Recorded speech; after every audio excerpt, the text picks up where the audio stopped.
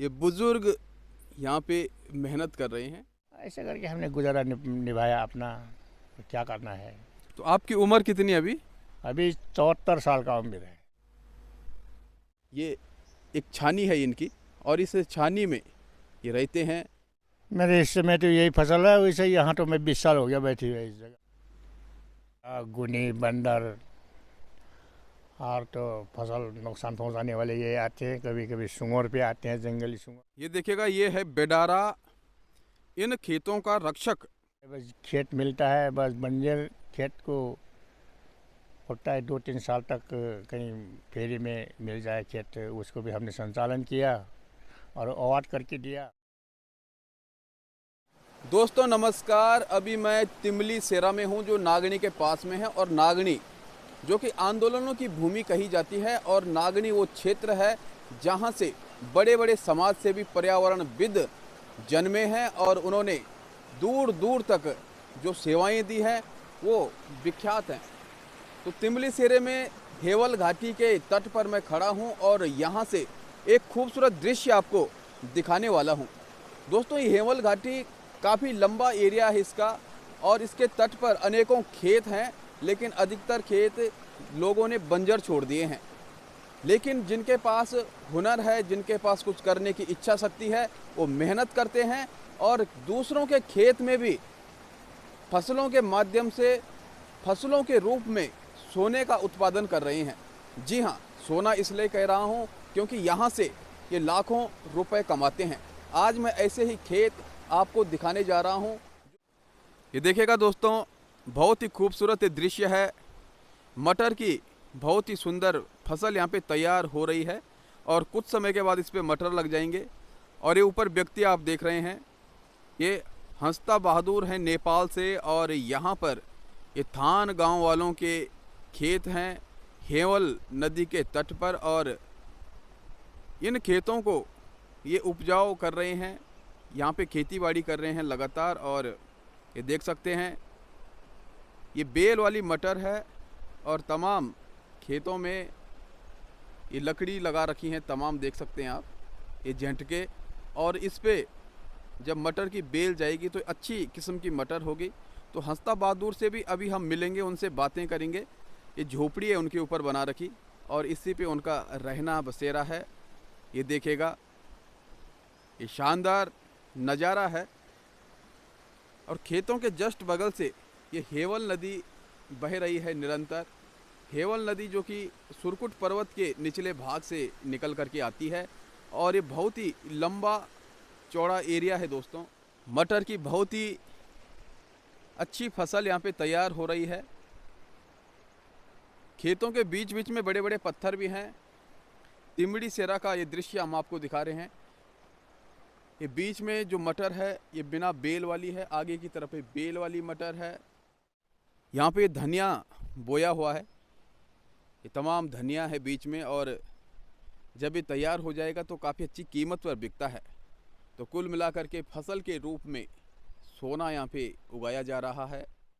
तो दोस्तों, यकीनन यह दृश्य बहुत ही प्रेरणादायक है, और उन लोगों को विशेषकर जो गांव में है लेकिन खेती बाड़ी से बहुत दूरी बना चुके हैं, आज यदि उनकी इच्छा शक्ति जागेगी और वे पुनः खेती बाड़ी का कार्य शुरू करेंगे तो यकीनन इस उपजाऊ भूमि से उन्हें निराशा हाथ नहीं लगेगी।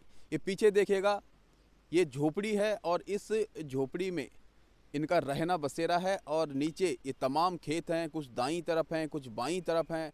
यकीनन इन खेतों में जो फसलें हैं और इन खेतों की माटी में जो उर्वरकता है वो इन्हें बहुत ही लाभ देती है, और ये तन मन धन से अपने इन खेतों में मेहनत करते हैं, कृषि की अच्छी जानकारी रखते हैं और अच्छा पैसा कमाते हैं।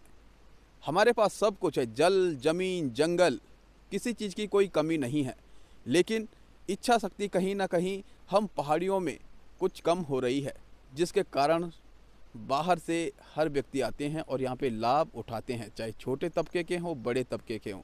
कहीं ना कहीं इन नेपाली भाइयों का हम धन्यवाद भी करते हैं, क्योंकि इनकी वजह से ये खेत बंजर तो नहीं है, इन्होंने इन खेतों को आबाद रखा हुआ है। इन खेतों में इतनी बेहतरीन फसल उगा रहे हैं और ये खेत सज रहे हैं। कुल मिलाकर के खेत वही अच्छा लगता है जो आबाद है, जिस पे अच्छी फसलें लहला रही हों, जिस पे अच्छी उर्वरकता के साथ फसल उग रही हों और उन फसलों से वो लाभ प्राप्त हो रहा हो।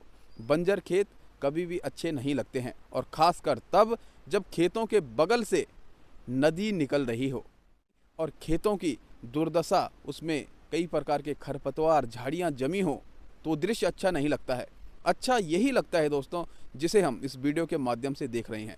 हमारा यही प्रयास है कि हम आपको हर प्रेरणादायक वीडियो दिखाएं, हर वो स्थान दिखाएं जहां से हर व्यक्ति प्रेरित हो। तो देखिएगा दोस्तों, मेरे पीछे से ये सुंदर खेत यहाँ पे नज़र आ रहे हैं। ये मटर की तमाम फसल है और बहुत मेहनत करनी पड़ती इसके लिए। हमें देखने में जितना ये अच्छा लग रहा है उतनी ही मेहनत इसके पीछे है। ये पीछे देखिएगा, ये झोपड़ी, और वहाँ से तमाम इन खेतों की निगरानी की जाती है। ये चारों तरफ का दृश्य मैं आपको दिखा रहा हूँ और आपको भी यह दृश्य पसंद आ रहा होगा। खेतों में जो जानवर हैं वो प्रवेश ना करें, उनसे बचाव के लिए भी यहाँ पे ये बेडारे बनाए हुए हैं। लकड़ियों के माध्यम से उस पर कपड़े पहना करके एक ऐसा डिजाइन तैयार किया गया है जिससे लगे कि यहाँ पे कोई है। जब जानवर यहाँ प्रवेश करना चाहे, इसे देखकर उन्हें ये लगे कि यहाँ पे कोई इंसान है। और जो हाथ हैं उसके बनाए हुए, हाथों पे पॉलीथीन बांध रखी हैं। पॉलीथीन हल्की होती है, जब हवा चलेगी तो पॉलीथीन हिलेंगी और जानवर को ये लगेगा कि ये कुछ हरकत कर रहा है। तो बचाव के लिए तमाम वो साधन अपनाने पड़ते हैं। इसको एक देसी जुगाड़ भी हम कह सकते हैं, और सस्ती कीमत पर एक बेहतरीन ये जुगाड़ है इन खेतों को सुरक्षित रखने का, जानवरों से बचाने का। ये देखिएगा, ये है बेडारा, इन खेतों का रक्षक जो पक्षियों और जानवरों से फसल को बचाता है। हाथों पे ये हल्की हल्की पॉलीथीन जो हवा से हिलती रहती है, और जानवर या पक्षी को ऐसा महसूस होता है कि ये कुछ हरकत कर रहा है, इसका मतलब खेत में कुछ है, और वो खेत में आने की हिम्मत नहीं दिखाते हैं। तो ये जुगाड़ अपनाने पड़ते हैं अपनी फसल को बचाने के लिए। और आगे की तरफ देखोगे तो और भी बहुत सारे बेडारे यहाँ पे बनाए हुए हैं, ये देखेगा। तो दोस्तों, तमाम खेत हमने आपको दिखाए हैं, और यहाँ पे कुछ बेल वाली मटर है, कुछ बिना बेल वाली मटर है। सामने से हेवल नदी बह रही है और एक खूबसूरत खेतीबाड़ी की जा रही है। देखिएगा, ये है एक बुजुर्ग जो नेपाल मूल के हैं, लगातार अपनी मेहनत से, अपने प्रयास से इन खेतों को आबाद किया है। धन्यवाद है इनका कि इन्होंने इन खेतों को बंजर होने से बचा रखा है। तो सबसे पहले हम आपका नाम जानना चाहेंगे। हस्त बहादुर। तो हस्त बहादुर जी, आप यहाँ पे कब से खेती बाड़ी कर रहे हैं और अभी कौन कौन सी फसलें आपने यहाँ पे लगा रखी हैं? मेरे हिस्से में तो यही फसल है। वैसे यहाँ तो मैं 20 साल हो गया बैठी हुई इस जगह में। जी। और जगह बैठा था मैं। अच्छा, और जगह बैठे थे? क्योंकि चेंज होता रहता है, कभी किसी के खेत लिए जाते हैं, कभी किसी के खेत लिए जाते हैं। हाँ, हम किराए में लेते हैं। तो ये खेतों का किराया किस गांव के वालों के खेत हैं और आपको किराया देना पड़ता है इसका? हाँ, किराया देकर लेते हैं हम। ऐसे कौन देगा? तो बताइएगा कि ये फसल, ये बीज कहाँ से उपलब्ध होता है, किस प्रकार से आप यहाँ पे मेहनत करते हैं, और जो प्रॉफिट है वो सही रूप में मिल जाता है? प्रॉफिट तो वही है, बस जो मिले, अच्छा फसल हो, अच्छा भाव गए तो मिल जाता है थोड़ा बहुत। अगर नहीं गए तो उल्टा बगाई भी लगता है, खाने का पूरा भी नहीं होता है। यही है, ये मौसम की बात है, ये फसल की बात है, और रेट भाव जाने का बात है भाई। और तो आप काफ़ी बुजुर्ग हैं, बहुत समय से यहाँ पे रह रहे होंगे, तो क्या आप नागनी वाले क्षेत्र में रहे या फिर उत्तराखंड के अन्य स्थानों पे भी रहे हो? नहीं, इसी जगह में रहा मैं। इसे उत्तराखंड में तो और जगह नहीं, यही कम से कम 20 साल इसे नागनी, और नागनी से ऊपर कहीं साबली, और यहीं तिमली शहरा में यही जगह रहा बस। जिसका नाम तिमली से रहे प्रॉपर? हाँ, तिमली शहरा है यहाँ। तिमली शहरा आगे है थोड़ा। हाँ जी, हाँ, उसी लफ्सा में ये भी तिमली शहरा है। कुल मिला के नागनी का पूरा ये एरिया नागनी बेल्ट है सारी? हाँ, नागनी समझो, नागनी का है ये। तो और बताइएगा यहाँ के बारे में। जंगली जानवर आते हैं, कुछ दिक्कत करते हैं, कुछ पक्षी ऐसे जो फसलों को नुकसान पहुँचाते हैं, तो उससे? जंगली जानवर तो यहाँ फसल बहुत नुकसान तो बहुत पहुँचाता है जी। और यह गुनी, बंदर, और तो फसल नुकसान पहुंचाने वाले ये आते हैं। कभी कभी सूअर पे आते हैं, जंगली सूअर। बस तो आप 20 साल से यहाँ पे रह रहे हैं, तो मुझे नहीं लगता कि 20 साल पहले यानी 15 साल पहले जब आप यहाँ पे खेती बाड़ी का काम कर रहे होंगे, तो उस समय जो आसपास के गांव वाले हैं उनके द्वारा भी खेती की जाती होगी, तो आपने क्या चेंज देखा? खेतों को बंजर होते हुए देखा है या फिर बंजर होते हुए खेतों को पुनः उस पे फसल उगते हुए देखा है? हमने यहाँ पर पहले पहले आकर हमने और तो हमने क्या देखना है, जिससे बस खेत मिलता है, बस बंजर खेत को होता है 2-3 साल तक कहीं फेरी में मिल जाए खेत, उसको भी हमने संचालन किया और अवार्ड करके दिया, और फिर उसी पर कोई ठेका देकर भी फिर दोबारा भी लगाई। ऐसे करके हमने गुजारा निभाया अपना। तो क्या करना है। तो आपकी उम्र कितनी है अभी? अभी 74 साल का उम्र है। तो आप में अभी काफ़ी हुनर है, काफ़ी ताकत है और लगातार इन खेतों को संभाले हुए। आपके साथ और कौन कौन रहता है यहाँ पे?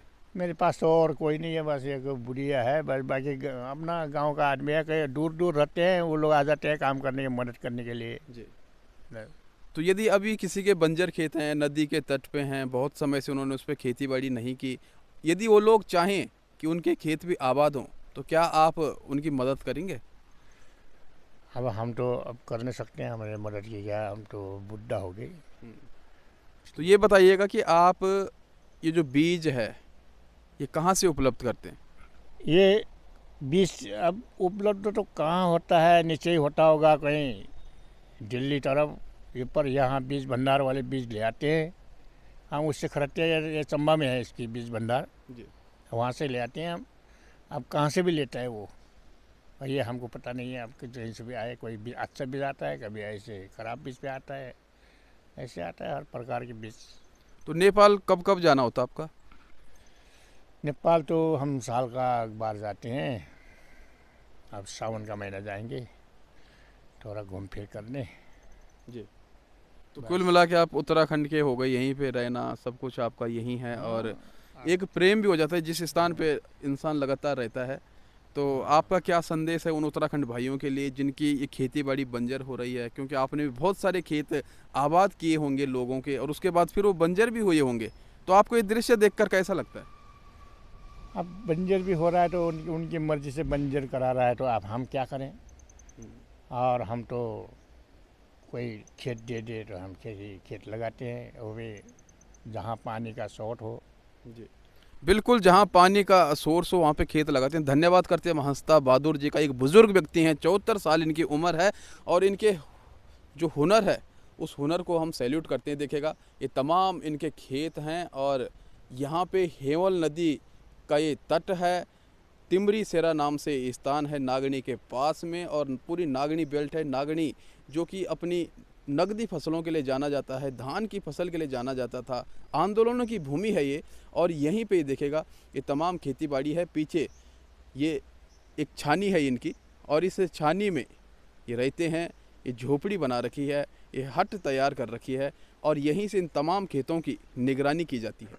दोस्तों यकीनन यदि इच्छा शक्ति हो, कुछ करने का हुनर हो, तो कार्य कहीं भी किया जा सकता है। इन लोगों का ना तो यहाँ पे मूल निवास है, ना ही विरासत में इन्हें ये खेत मिल रखे हैं। इन्होंने गांव वालों से खेत मांगे हैं।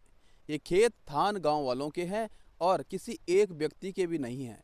अलग अलग लोगों के ये खेत हैं, और यहाँ पे हंसता बहादुर के द्वारा इन खेतों में फसल उपजाई जा रही है। अभी मटर की फसल बोई हुई है, और छोटे छोटे यहाँ पे पत्ता गोभी के प्लांट भी नज़र आ रहे हैं। धनिया बोया हुआ है, और जो सीज़न में जो फसलें होती हैं, और जब जब जिस फसल का सीज़न होता है, जिस सब्जी का सीज़न होता है, तब तब उसे यहाँ पर उगाया जाता है। तो ये कार्य यकीनन सराहनीय है, और इनकी वजह से ये खेत यहाँ पर आबाद हैं, बंजर नहीं हैं। बंजर होने से इन लोगों ने इन खेतों को अभी तक बचाया हुआ है, क्योंकि धीरे धीरे उत्तराखंड के अधिकतर खेत बंजर हो रहे हैं। हालांकि बहुत सारी बातें की जाती है, सरकार के द्वारा मोटे अनाज उगाने के लिए लोगों को प्रोत्साहित किया जाता है, लेकिन अभी तक ज़मीन पर वो कार्य नहीं हो पा रहा है जिसकी उम्मीद लगाई जा रही है। देखते हैं आगे क्या होता है और किस प्रकार का रिजल्ट मिलता है, परिणाम निकलता है। आपसे मिलेंगे एक अगली वीडियो में, तब तक के लिए नमस्कार।